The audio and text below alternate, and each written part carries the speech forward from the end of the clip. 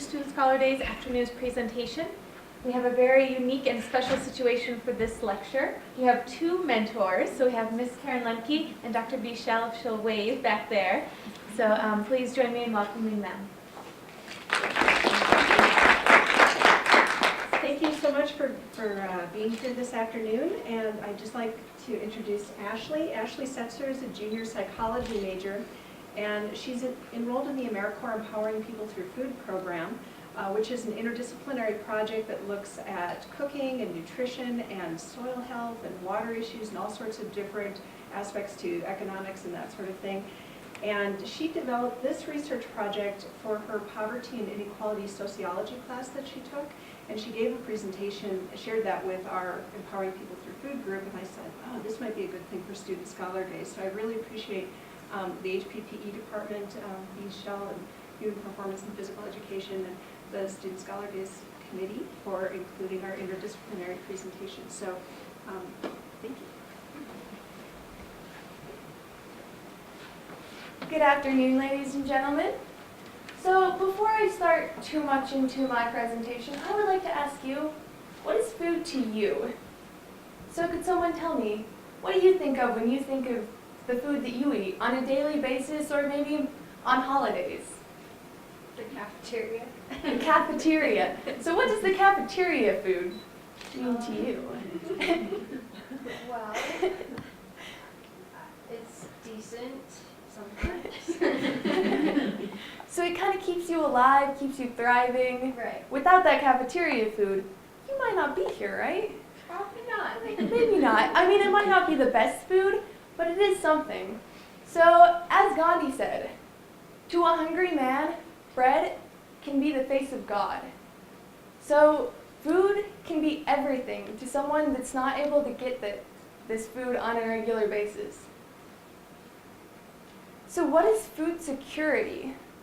Food security, by definition, is the ability for people at all times to have access to sufficient, safe, and nutritious food to meet their dietary needs and food preferences for an active and healthy life.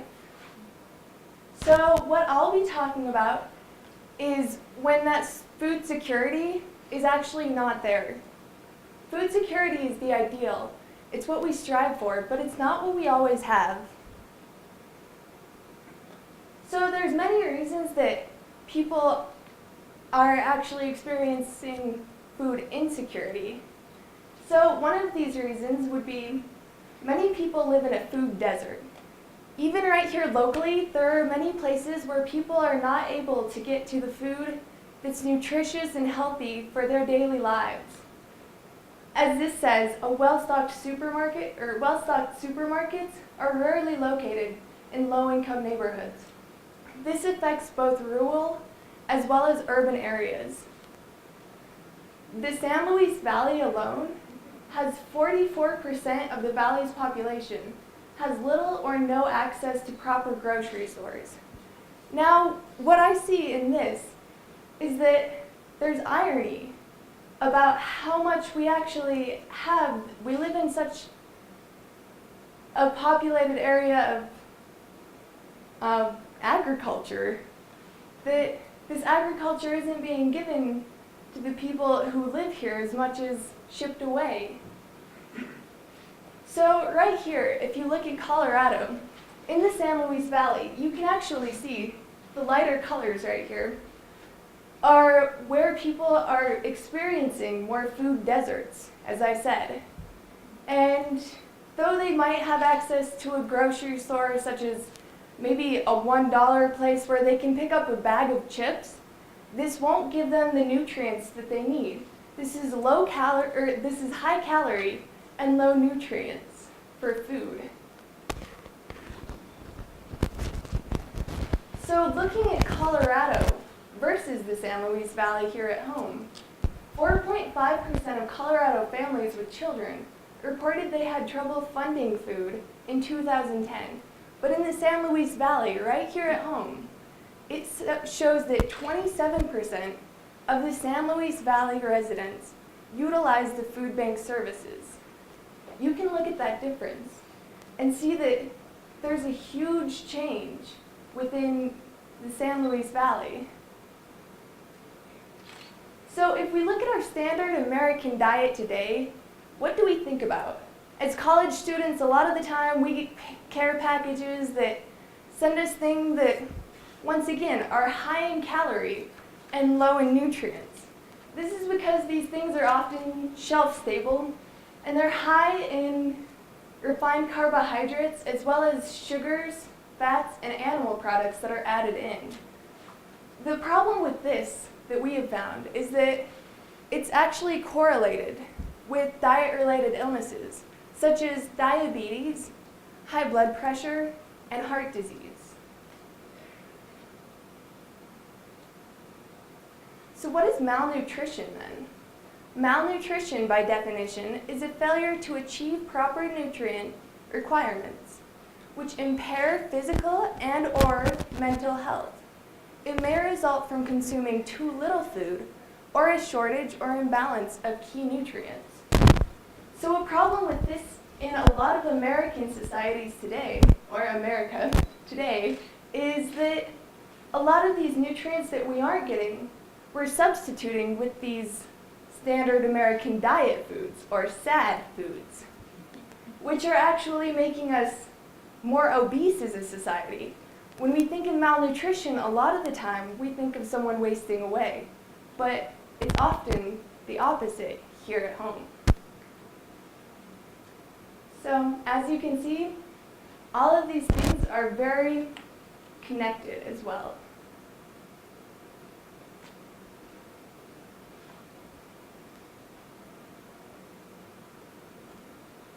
So, there are almost 16 million kids in the United States experiencing hunger throughout the year. That's more than the combined populations of New York, Los Angeles, and Chicago.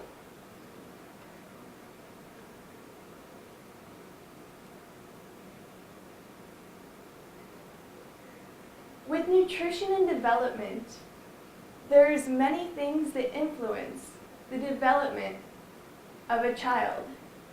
The nutritious parts of food can influence the physical, psychological, as well as academic parts of a child's life and development.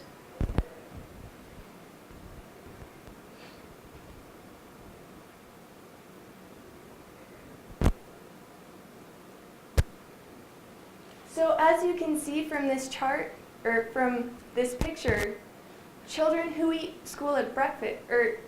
breakfast at school miss less school, which help them do better in math, which makes them more likely to graduate as well. This in turn helps them make more money make more money annually when they become adults, and they're also less likely to experience hunger. The problem with this is that many children who are experiencing hunger are not getting these nutritious meals. About half of these children that need the food that would help them strive in this kind of environment in school aren't actually receiving these foods. Something that is also physical for children developing is that children under the age of 3 who experience very low food security are twice as likely to be iron deficient with anemia than young children who do not experience food insecurity. Psychologically speaking, when children grow up in a food insecure home, it has been found to correlate with internalizing as well as externalizing problems. Some of these internalizing problems would be things such as anxiety and depression. With externalizing problems, it's often seen as children misbehaving or acting out in school environments as well as at home. Academic environments are also changed when children are not able to get the proper food that they need and proper nutrition. In a study in 2011, it found that children who were from food insecure households showed significantly lower increases in math and reading scores from kindergarten to 3rd grade than those who were food secure. So you can see how all of these things that I've been speaking about are correlated. People are not able to access the food that they need because they're not in the environment that helps them access this, as well as they're in poverty and not able to reach those local supermarkets or local grocery stores that have the nutritious foods.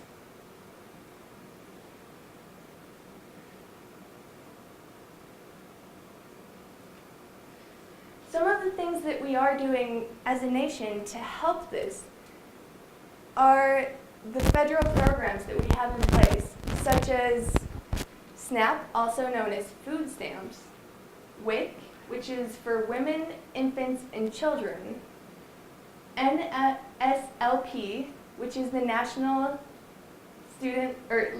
School Lunch Program, as well as the National School Breakfast Program, which I touched a bit on before.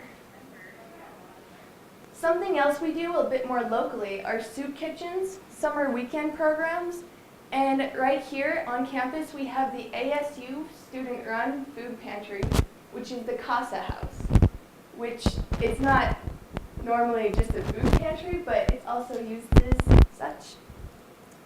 So more on food banks that we have.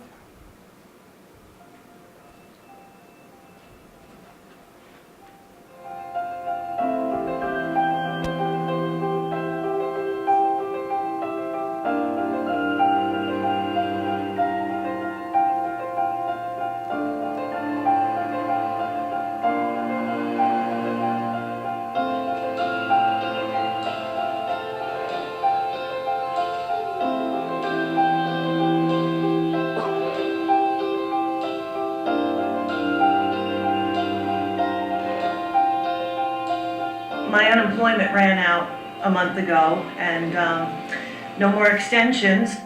And it's good food. I mean, fresh vegetables. And the whole grain breads. It's a blessing that we have this. I didn't realize what it was like to be on the other end of the table until I was there myself. My stomach starts hurting and I don't eat, and sometimes we can't have lunch. Feels like my belly's growling at me. Seniors, as a rule, are on a fixed income. They'll have their pension, their Social Security, and it's not always easy to get along on what you have.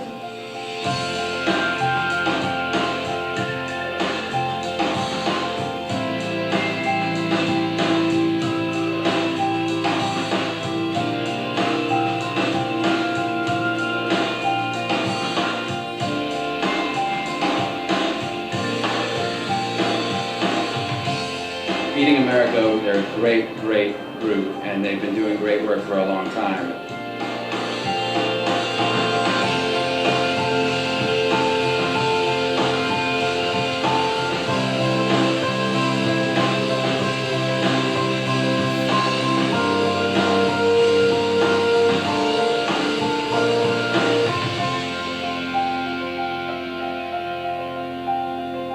A can of tuna for a lot of people is not a big deal, but it can mean a whole lot to a mother struggling to feed her kids.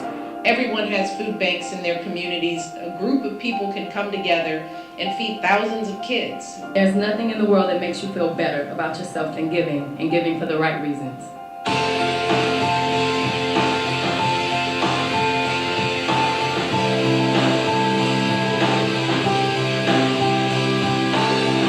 I'm down, but I'm not out, and I won't give up.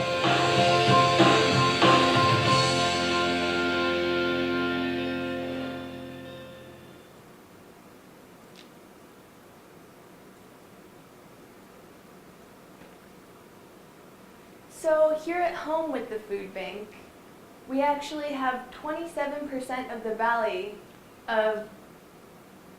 residents that utilize the food bank services. The food bank network of the San Luis Valley distributes about 5,000 pounds of perishable food each week to people of the valley. So if you're like me, you've heard these statistics before, but you're sitting here thinking, yes, this is horrible. There are people that don't have enough money or access to food on a regular basis, or access to nutritious food. But what can I do? I don't have anything that I can do about this. Who am I to do something? But there are small things that each one of us can do to change this. First, we can make healthy choices ourselves. Second, we can donate.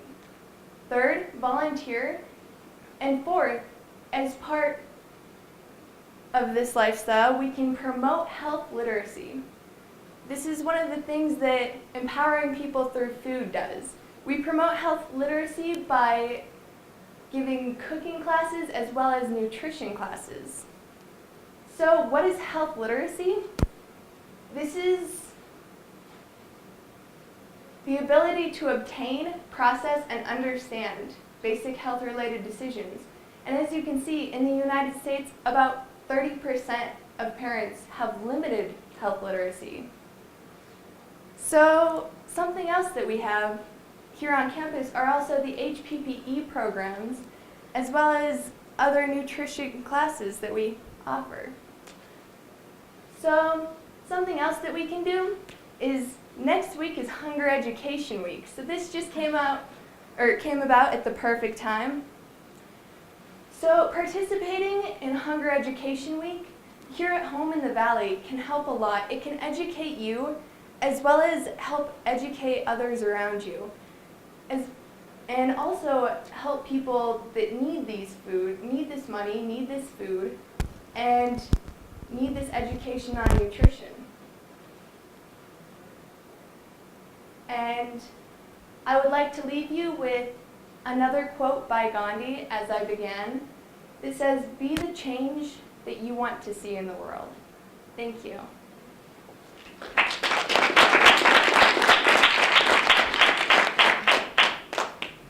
So are there questions?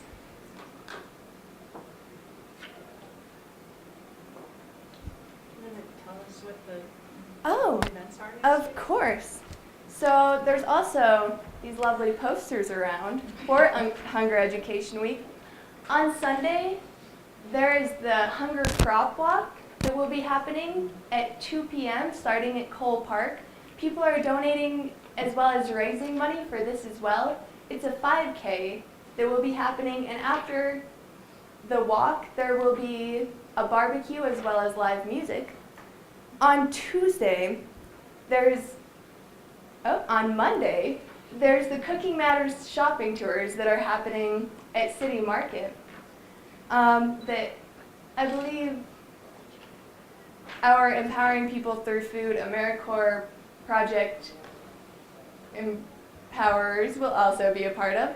On Tuesday, there will be a Hunger Education History movies at Milagros. Wednesday, Karen will be giving a talk. This is Karen over here. On Empowering People Through Food once again. Thursday, we'd like to open up, La Puente is opening up the food bank for people to volunteer with the food bank this day. And on Friday, there's the movie The Place at the Table happening once again at Milagros. Are there questions? Yes. Yeah, could you tell me what Empowering People Through Food is? Yes. And if you wanted to get involved? Oh. So Empowering People Through Food is an AmeriCorps project. It started this year on campus. It's a 300-hour AmeriCorps project that you actually learn how to teach better nutrition to people, as well as you're learning yourself constantly about the Valley, as well as even more locally in just Alamosa. If you'd like to get involved, you can talk to Karen Lemke. She's the advisor for that as well. We have been doing this since the beginning of last semester. And I know that everyone involved in it has just learned a lot and also tried to teach a lot. Are there other questions? Yes, So that map you had earlier of the food insecurity, Yes. it was the lighter colors that was the food insecurity places, right? It was. So I was a little confused because Arizona seemed like it didn't have any light ones at all. And so does that mean that there's no food desert there? We spoke about this. We were talking, we believe Arizona is an outlier. As you can see, everything else is kind of filled in with different colors, but Arizona has almost no colors, except for having no food deserts, which we can't see as a possibility, seeing as Arizona has a lot of open space and a lot of people that probably do not have the access. Yes. So in the last couple of months, after a long time of debate, the Farm Bill was passed, and the SNAP program funding was reduced. And I found that to be just so disheartening, and I was wondering whether or not you had any thoughts about that, or... Could you repeat the last part? Sorry. Well, the funding for SNAP, the food stamp program, under the new Farm Bill, was reduced, and yet we know that, there's increasing poverty in the United States and issues of lack of nutrition for especially children. And so, for me, I felt it was just really disheartening, and I was just wondering if you had thought about or heard about it or anything like that. No, I definitely agree with this. There are a lot of people that do need the funds. I know that a lot of people just aren't educated on this and believe that there are people in the society that are just using this that don't need it. But there are a lot of people that really need it, with children, families that don't get the access or nutrition that they need, and now don't have the money for it as well. Yes? This is probably a loaded question, but what role, if Adams State has a role, what role does the university have in addressing this issue? Well, the university has a huge role in addressing this issue, actually, because we're so much a part of this valley. In Alamosa alone, we're a college town, and so we can help out. There's a lot of us that live on campus that can donate food as well as learn more and get educated ourselves so that we can help others.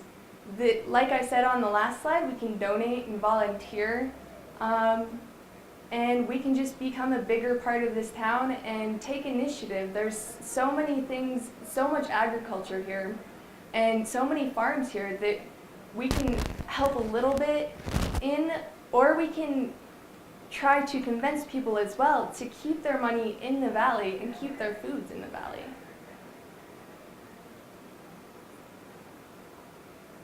Other questions? Okay. Thank you very much.